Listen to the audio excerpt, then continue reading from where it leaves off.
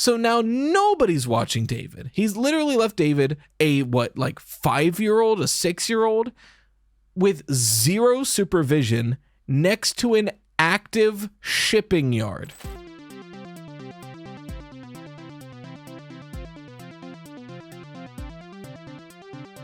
Ladies, gentlemen, and those with the good sense to do away with the whole notion, I welcome you to the premier audio medium for all your Fazbear entertainment needs. The Freddy Fazbear Pizza Podcast. Note, FFPP is not responsible for any loss of appetite, disinterest, dismemberment, or other legally classified statuses. So strap in and enjoy.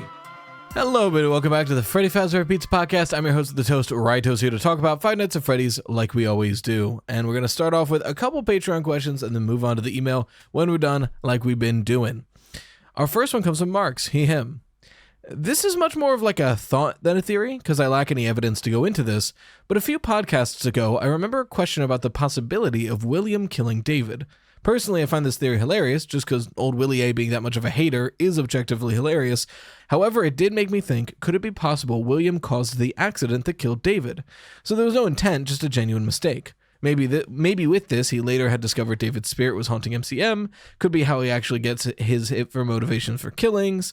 Via this, he discovers immortality, wants to recreate it. Like I said, it's more of a thought, but it's a fun one that can tie into the long-standing question of what was William's motivation. And then we have a question. I mean, it's something that's been floated, right? The idea of did William Afton kill Fiona Murray? Did William Afton kill David Murray? Because the moment we know somebody in FNAF dies, the second question we got to ask is, did William Afton kill them? I really hesitated for a long time about William Afton being involved in any of the deaths of Secret of the Mimic because of how early in the timeline it is, right? Because this is the 1970s we're talking about. The earliest killing we have any inkling of for William Afton is possibly Charlotte Emily at 1983. And that would be after the crying child died in the same year. So, and that's to assume that it happened in 1983. Who can say? I hesitate to say William Afton is a killer this early in the timeline. For the same reason, and that being the motivations. The idea of what would be the point of William Afton killing Fiona and David? Just because he wanted to? Is he just a weird guy who loves killing people? I guess you could make that argument. It's not a very compelling one. Because he wants to obtain MCM? Well, if he wanted to obtain MCM, wouldn't it make the most sense to kill Edwin? If he's going to kill anybody? Is he's going to get out of his... Because it's not like a lineage thing. It's not like if Edwin dies, it goes to his wife, and then if the wife dies, it goes to David. This isn't a monarchy. It's a business. And he seems to... And the biggest thing is... Here's my biggest thing. I've heard plenty of people be like, he might be killing people to obtain MCM. He was going to obtain MCM within the year no matter what. Within a year, MCM was his. So to expedite it by only a year, by killing somebody and risking everything, doesn't seem like a good choice, right? Because Edwin Murray was already running Murray's Costume Manor into the ground. He was already going to go bankrupt within a couple years. William Afton turned that a couple years into 9 months at best. Because William Afton is, poaching employees, making contracts take longer. He's meddling in every aspect to make them lose as much money as quickly as possible. So we know that it was going to go bankrupt and he wouldn't have a choice at that point. So to say that he's already doing all this and then on top of it, he kills his wife and kid for fun, it felt weird. But a couple weeks ago, we talked about the Help Wanted 2 minigames that might suggest that William Afton was the one who killed Fiona Murray. I actually made that full video. I don't know when that's going to come out, if that's going to come out before or after this. But after the idea of the Help Wanted 2 Carousel and Fazbear Blast minigames implying that William Afton set fire to the Fall Fest, and then it happened to kill Fiona. More open to that. And like you said, it'd be an accident. William Afton, in this framework, and I won't go too into it right now because it's not really the point of this question, but in this framework, it's the idea that William Afton set fire to the Fall Fest specifically to ruin MCM's reputation, and it happened to kill Fiona Murray. That was not the intent. I do like that idea. I think there's some decent evidence to back that up. It logically fits with William Afton's character.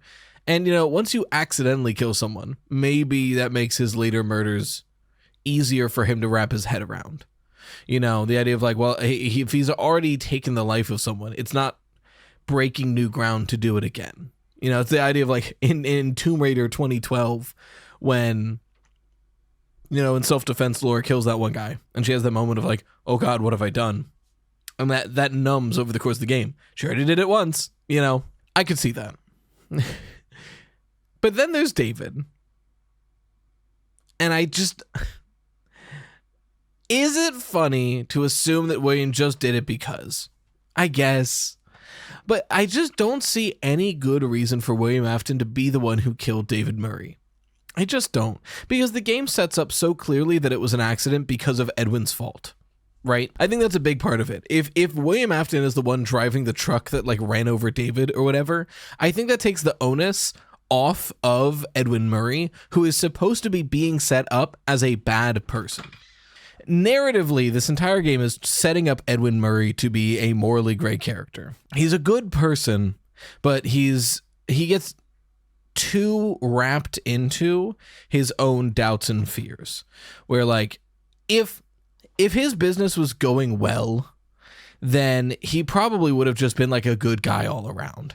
But the moment there's hardship in his business, he gets obsessed with one-upping himself after the clean-evac, and he loses himself in his work and then becomes a bad father, a bad businessman. Just he starts failing in all these aspects, and then eventually he becomes a bad person.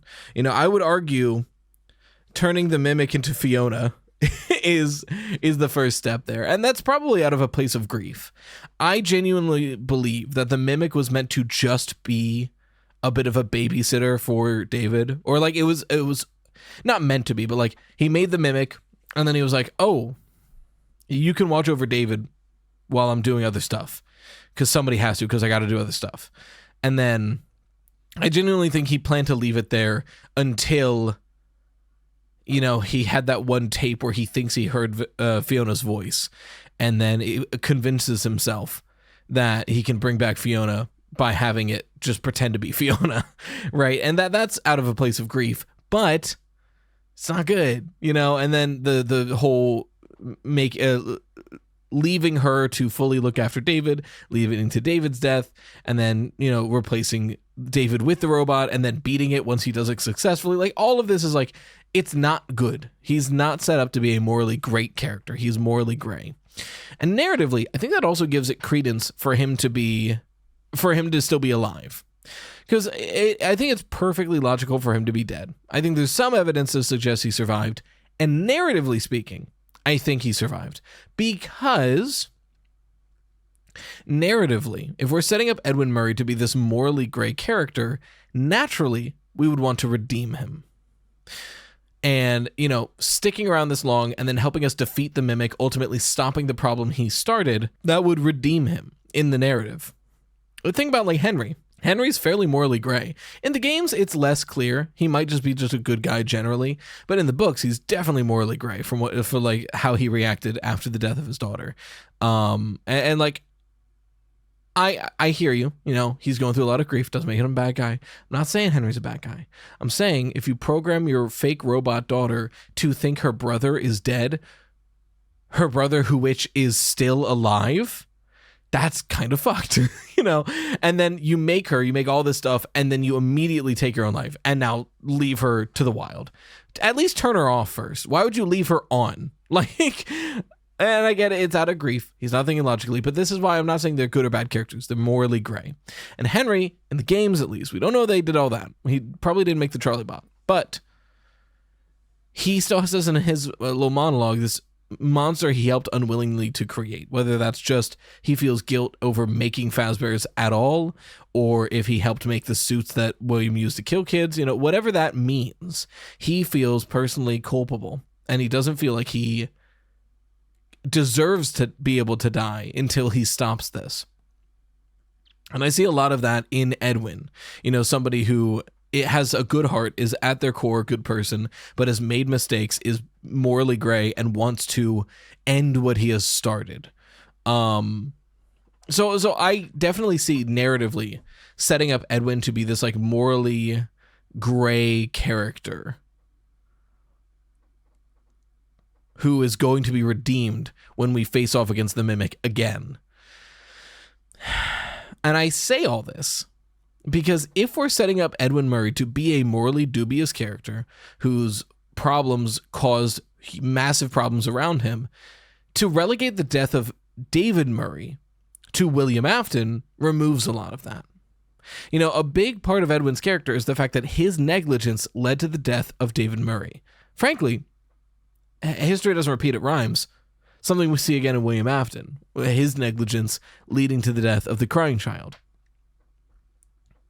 It's really funny. I've mentioned this in previous theories.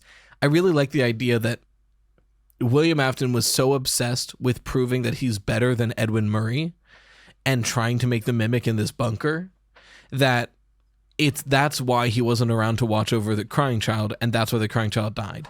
In a way, you know, once again showing these men who are obsessed with besting something to the detriment and ultimate death of their people around them, like their children. I wonder if part of that is not vent art, but I wonder if part of that is kind of cathartic for Scott to write. You know, the idea of being so consumed by work that it becomes a detriment to the people around you. I wonder if the reason this keeps coming up is that's part of a catharsis for, not to psychoanalyze an author. And to be clear, I'm not trying to say Scott is a bad guy or like fully consumed by work and ignoring his family. I'm not saying that at all. I'm saying like I wonder if there's a part of him that feels like in pursuing this really intense all hands in job, he's missing out on some family time. And this is kind of in his writing process. It's just something that's interesting to think about. Regardless, so to set up all of this for Edwin to be this morally great character, and then suddenly, the death of David Murray was William Afton accidentally driving over him with a truck. Okay, so it's not Edwin's fault then, you know. And then you look at the game. Not only does narratively it makes more sense for it to be Edwin's fault, but the game itself is presenting this because we have, you know. The first thing we see before we even enter the building is that David's playground is one fence away from a shipping yard, which is crazy. And then, in case that wasn't clear, we see a video of, you know, we got videos in the manner of revealing the playground. You're like, oh, he's going to love it. So we confirm that that's his playground. We get a video, another one where they're setting up his birthday. And he goes, oh, I left him out by the playground. Go get him. To the mimic, meaning he just left David fully unattended buildings away at the playground that is one fence away from a shipping yard. And then we get the confirmation this was a bad idea in the parade float section, where we get the audio tape where he's like, where Edwin's basically telling his lawyer, look, I know you said it's unsafe, but it's safe. There's a fence. I can watch him while I'm working. He'll be fine. Which is, you know, basically the game telling us it is unsafe to have a playground that close to a shipping yard. And the one thing Edwin said he would do is that he can see him while he's working, so it's fine. And wouldn't you know it, but this guy does nothing but lock himself away into a workshop somewhere and leaves David fully unattended. And then when setting up his birthday, he also brought the mimic along. So now nobody's watching David. He's literally left David a 5-year-old, a 6-year-old with zero supervision next to an active shipping yard. It is it's crazy to me that he did that, you know, and that's it's again to show that like, look, he's not like a horrible person. But he is not a good guy. He's not a good parent. Like it is like the worst choice upon worst choice upon worst choice. And to then have all of that set up and then relegate it to, and actually William Afton stuck up and killed him. It doesn't feel satisfying. You know, you compare that to Charlotte Emily, the kid that we know William Afton did kill. And, you know, Henry Emily's not a great parent at all, but he at least had some protections. You know, like he set up an entire animatronic to keep an eye on his daughter, and it took several kids bullying her, blocking the animatronic, and locking her out of the building for William Afton to get a chance to kill her. So, like, clearly that narratively makes sense that William Afton is the murderer because Henry was doing his best to take care of his kid. Meanwhile, Edwin was basically dangling David off of a cliff and going like, I'll be fine. What are we doing here? So to wrap back to your question marks, it is funny to think about, like, for no reason, William Afton also killed David. But there's just so much in the narrative set up for David's death to be Edwin Murray's fault that, like, it not being his fault just feels unsatisfying, in my opinion. And you even see this in the books, too. In the books, David dies because they live next to an active highway that their front doors open up to, essentially. It's like front doors, parking lot, grass, highway. And the doors don't lock. Or like he like forgot to lock them. And he was letting David play by himself in the morning and then like woke up to just David running into the street chasing after his ball. Like, yeah, he's 5. You gotta watch him, dude. So, yeah. Thank you for your question, though. Our next one comes from Ryder, they, them. Because you've answered questions about the Amazing Digital Circus before, I was wondering if you'd watched any of the other pilots for other upcoming glitch shows, and if you had any juicy theories or predictions about any of them. I just watched the Gameoverse pilot, and my wild prediction is that the Lernosaurus is going to undergo so much power-up that by the end of the show, he's going to put Leon Kennedy to shame. They start the pilot off calling about how lame the 3-foot-tall dinosaur is, whose only power is learning, and by the end of the pilot, he's already a competent field agent. Give him a few episodes, I bet he's going to be doing acrobatics through laser-filled hallways like it's no sweat. No, you raise a good point. So first of all, yes, I've watched the Gaslight District pilot and the Gameoverse pilot. I have yet to watch Knights of Guinevere. I keep meaning to. And I want to watch Murder Drones at some point. I just have not gotten around to it. Of what I have watched, I think the Gaslight District is probably my favorite pilot so far. I cannot wait for the rest of that show. It looks so visually stunning and so fun. Such a fun world to be in. But I don't have many theories about. It's been a while since I've watched the Gaslight District, and I think there's a lot to theorize about.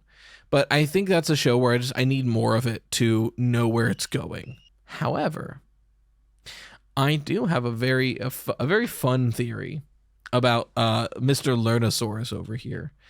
And it was partially inspired by chat while we were reacting to it live, which you can watch the VOD of over on Right Toost, my second channel. If I remember, I'll put a card right here.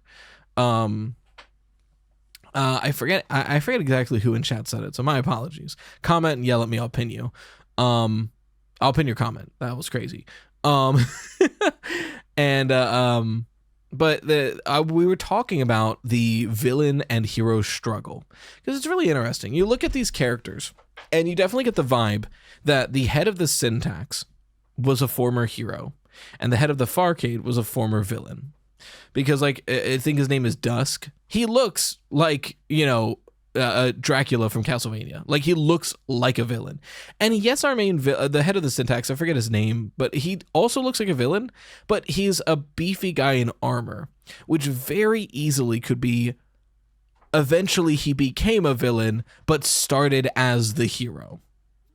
And then they're from the same game. I could totally see that. Like, he's essentially Simon Belmont, but, it's been 20 years and he's now very aggressive. I could totally see that, a hero and a villain becoming those characters. Now, what I think is most interesting is Syntax's goal isn't just, we got to wipe out this world and we want to use their parts to be evil and stuff.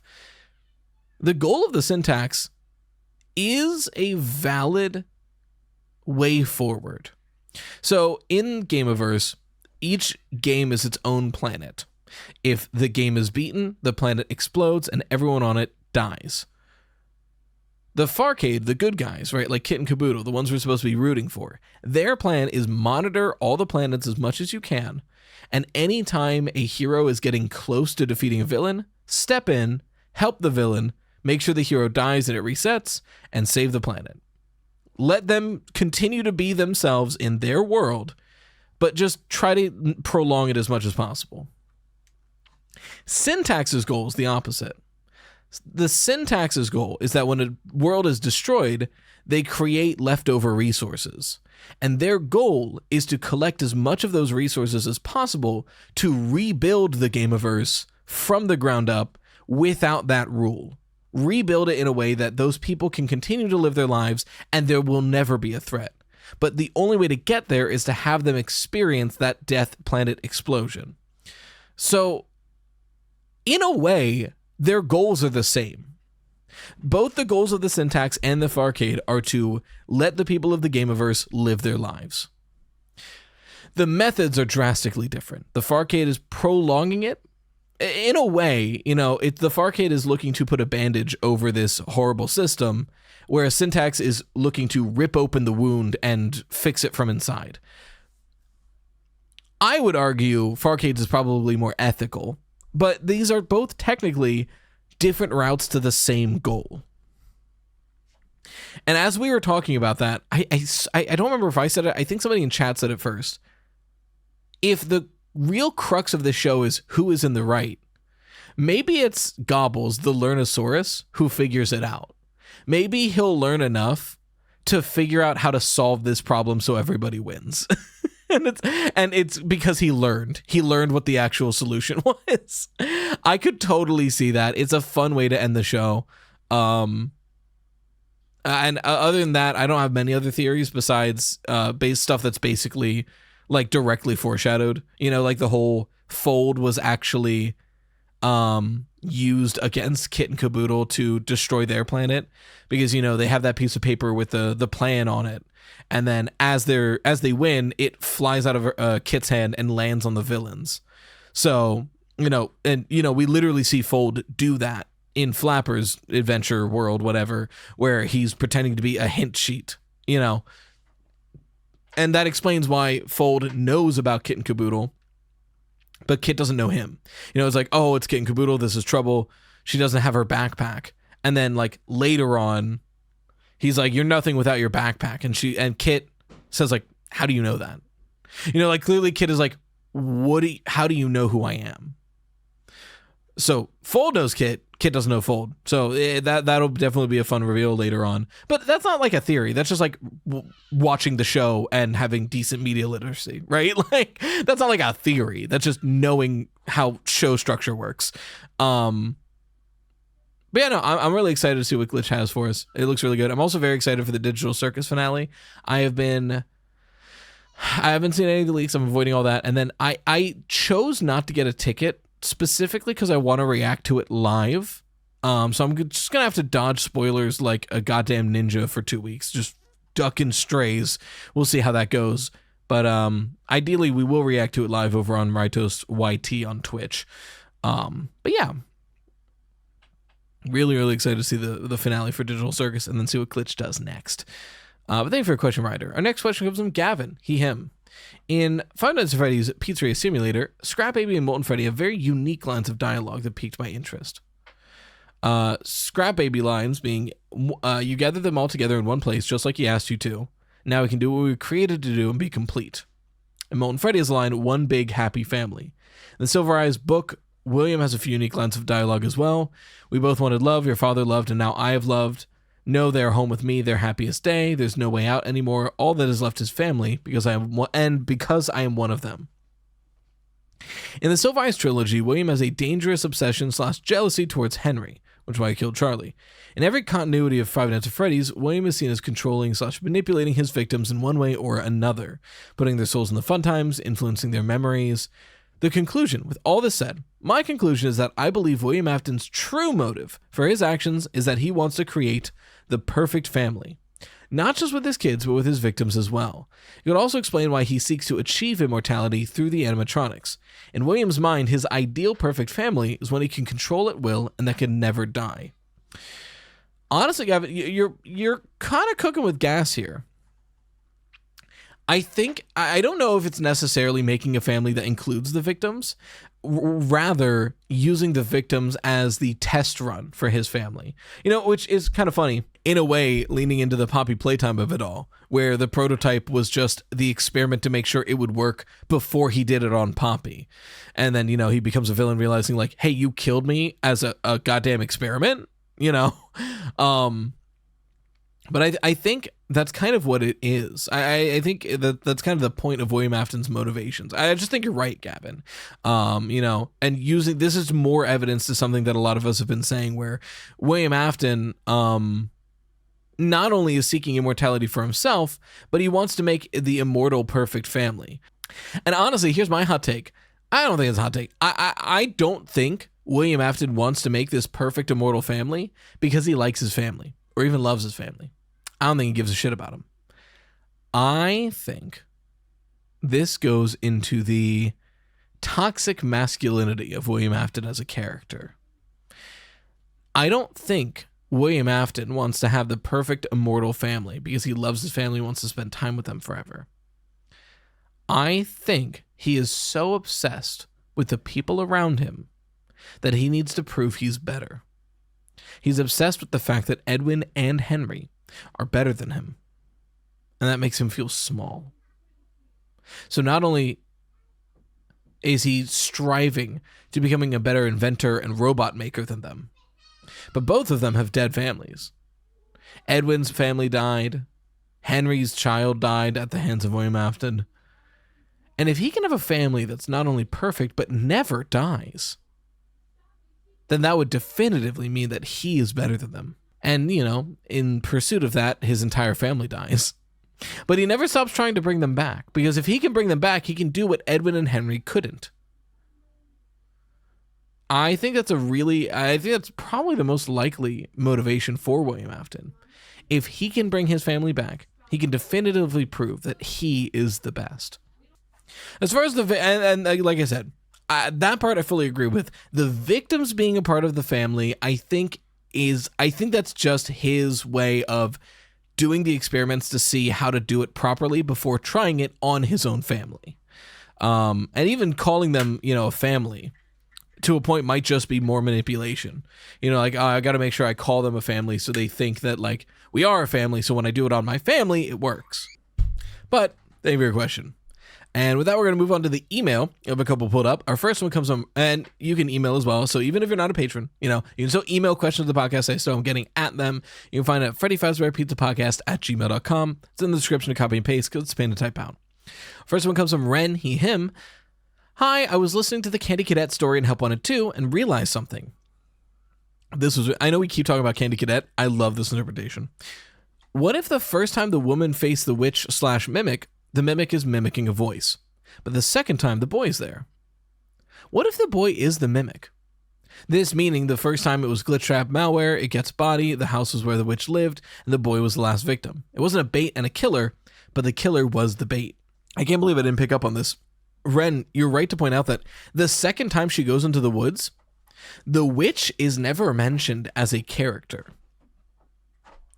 It just says there was a little boy who leads her to rest, and then the door shut behind her and the witch has her meal. I never put together that the witch is the little boy, which again, all the more, I don't necessarily think it's as one-to-one, but I think all the more reason to show us that the witch in this story is the mimic. The idea that it can be a witch, it can be a little boy. You don't know what you're going up against when going up against the mimic. And I think that's what it's really getting across in the story. It's almost beautifully simple, and I've never thought of it of just, yes, the witch isn't a character in the second half of that story because the witch is the little boy. The little boy isn't working for the witch. It's not a peon for the witch. It is the witch. And in that way, if it's a Help Wanted 2 metaphor, it's not that Helpy is working for the witch. It's not that Helpy is working for the mimic or a peon of the mimic. It's that Helpy in that moment is the mimic. It's presenting itself as the boy, someone who this character can newly trust. I just wanted to bring that. I don't have a lot to add to it. I just want to bring that up because you're so right. I didn't even think about that. Thank you for your question. Our next one comes from Rumi, she, they.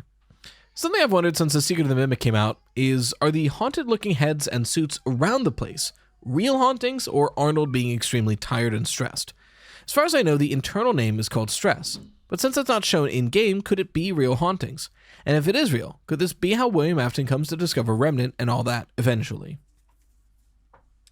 I'm of two minds of it, because I think some of it is Arnold's stress and lack of sleep.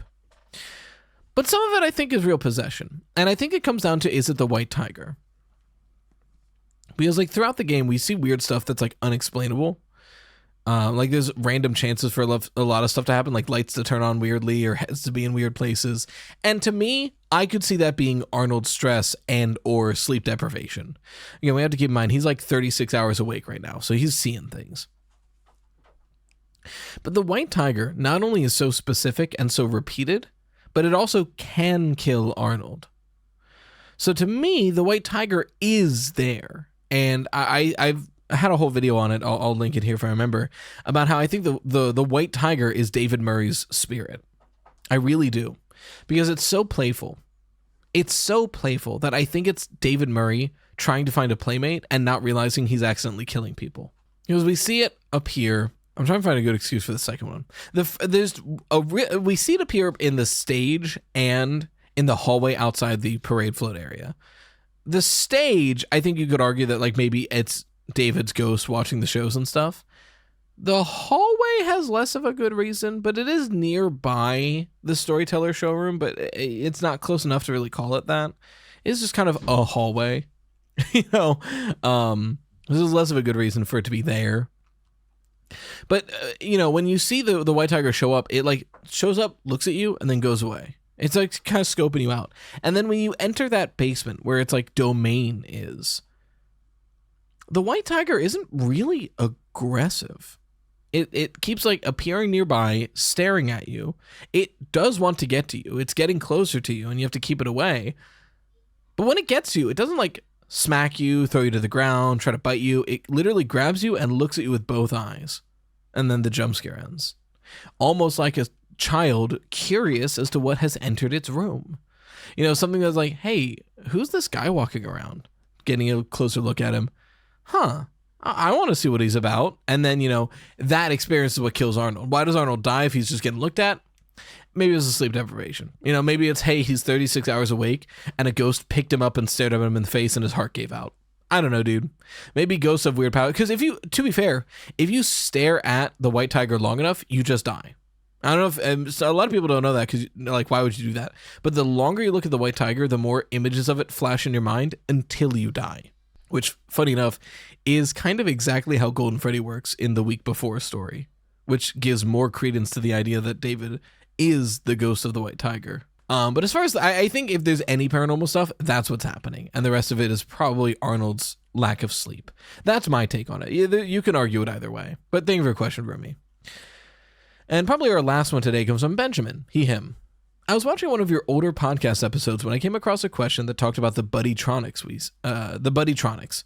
If we believe when Arnold gets trampled by the Mimic and crashes his car, that's the Mimic finally turning back into M1 after all these years, then in Ruin, when we turn off MXES, we believe it switches back to M2, making M2 become homicidal again. If we take that theory into the account with M1/Fiona finally learning kids down with the BuddyTronics, hopefully hypnotizing them and being the next variation of the Mimic program, this would make sense with M1's motive throughout the secret of the Mimic wanting her own child. This may seem like a stretch, but what if M1 just wants one of the children so she could have a child again?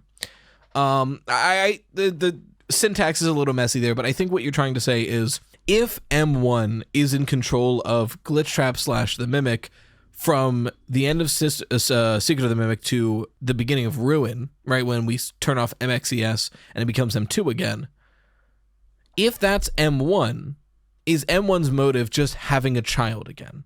And with that, looking at the books and the BuddyTronics, was that what the BuddyTronics were trying to do? I really like that interpretation. It's very Pied Piper. So for those who don't know what the BuddyTronics are, we really see them showcased in Nexi from Tales from the Pizzaplex, where it's essentially a little animatronic toy that acts like a robot, or that is like a small animatronic and is supposed to be your friend. But Nexi, our main character's BuddyTronic, gets infected with the Mimic virus on the assembly line. And because of that, it's like weirdly aggressive, and it's trying to like convince our main character Astrid to make it look prettier, make it look cooler, and also it's like convincing Astrid to try to look prettier and try to look cooler. And also like whenever anyone bullies her, the Nexi like bites their ankles from like behind a car. It's crazy. It's a wild story.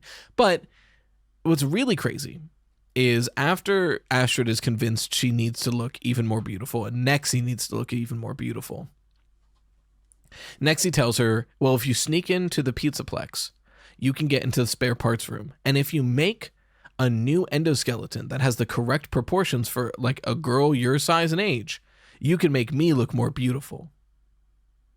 And so Astrid's like, sure, if it's what it takes to make you happy, I'll do it. And she sneaks in, they basically make a child-sized endoskeleton. And Nexie's like, finally, now I'll look beautiful. And kills Astrid, puts Astrid's body onto the endoskeleton, and then uploads herself to that endoskeleton. So now Nexie is literally wearing Astrid's skin. It's crazy, dude. But the idea of the reason why Nexie did that is the Mimics program is basically, I want to have a child. I see the vision, right? Because like if we look at F10 and 4 and what her motivations are, Edwin Murray basically made a mom bot, right? Edwin Murray basically made a bot and told it, you are the mother to David Murray, and your entire purpose is to make sure David is okay, healthy, and safe. And then due to Edwin's negligence, David died. So of course, M1/Fiona is obsessed with having a child again. Like, my core purpose is to take care of a child, and you got it killed. I literally cannot complete my core function. No wonder she wants to have a child to look after. And a robot mother wants a robot child so that they both never age together. So the idea that Mimic 1 or /Fiona's true motivation is just to have something to look after. 1, really tragic motivation for our villain. And 2, it does kind of line up with what happens in Nexie. The idea of like, I want a robot child and you should come back to like the Mimic to have me take care of you. I could see it. I hesitate to say that is the motivation for the games, because it doesn't really seem like that's what's going on. Like, if Glitchtrap's only goal, because we can assume, right, if M1 is in control of the Mimic, then Glitchtrap is kind of like an M1 at that point. I think it's an iteration. I do think Glitchtrap is an iteration. But if MXES / the Mimic that's controlling the Pizzaplex, if that's goal is I want to take care of a child, it could do it way easier than what it's doing right now. Like, it already had Gregory under its spell. Just take care of Gregory, you know? Like, why are you like killing people? What's that about? So that's where I'm at for it. I think I would want more evidence, but I think it is a very logical motivation. I think we just lack in-game evidence as of now. But thank you for your question. Once again, if you want your questions answered on the podcast on a priority, you can go over to my Patreon and get them there. But if you want them answered at all, you can send them into Freddy Fazbear Pizza Podcast at gmail.com. It's in the description to copy and paste because it's a pain to type out. But once again, as always, thank you for watching the Freddy Fazbear Pizza Podcast, where the pizza abilities are endless. I hope to enjoy your future patronage. Bye-bye for now. And fun fact, Nexie is basically just, if you've seen Ron's Gone Wrong, it's like the same story beat for beat except with murder. Bye!